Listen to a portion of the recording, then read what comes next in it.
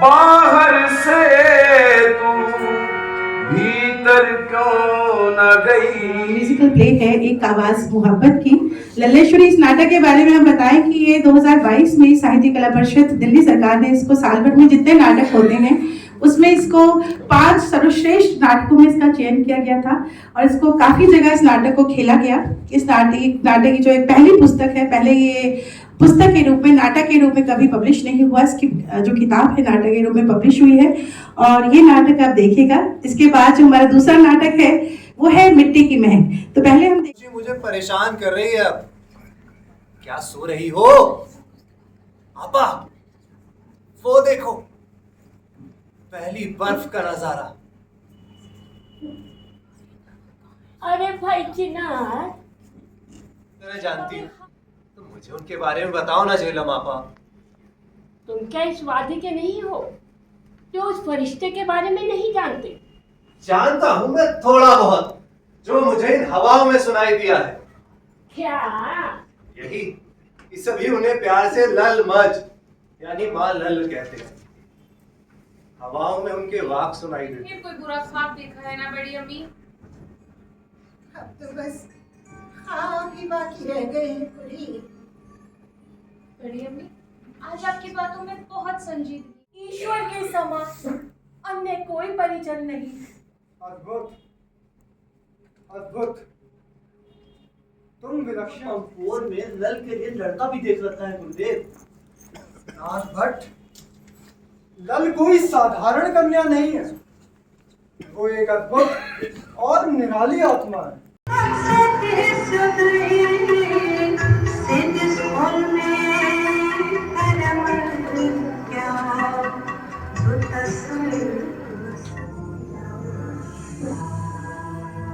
परे तुझे दफा हो जा।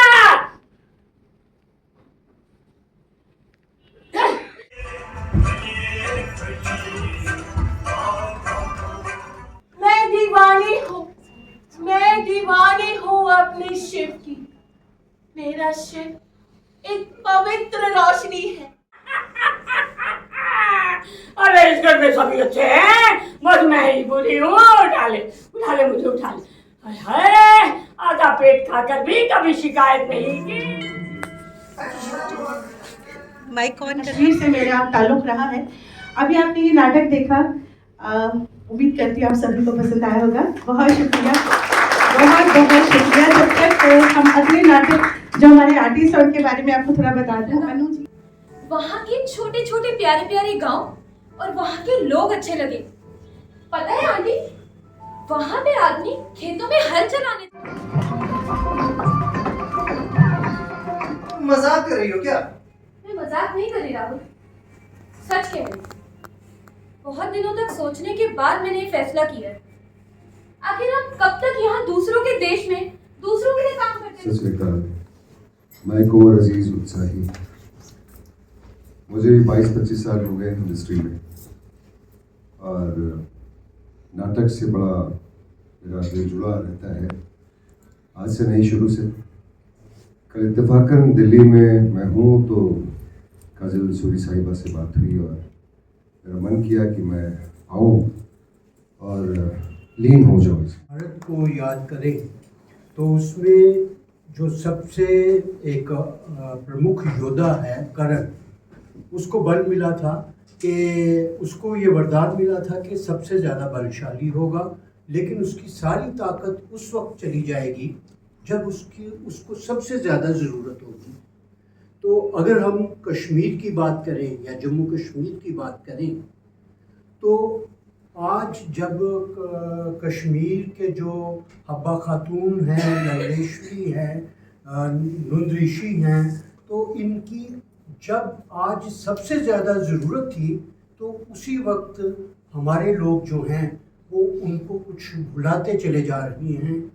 परंतु ये जो काजल जी हैं, इनका ये है कि ये ऐसे समय में जब स्थितियां बिल्कुल विपरीत हैं तो ये उनको सबसे ज़्यादा याद कर रही हैं। साल में 1-2 नाटक इन हस्तियों पे इनका हमेशा मंचन होता है।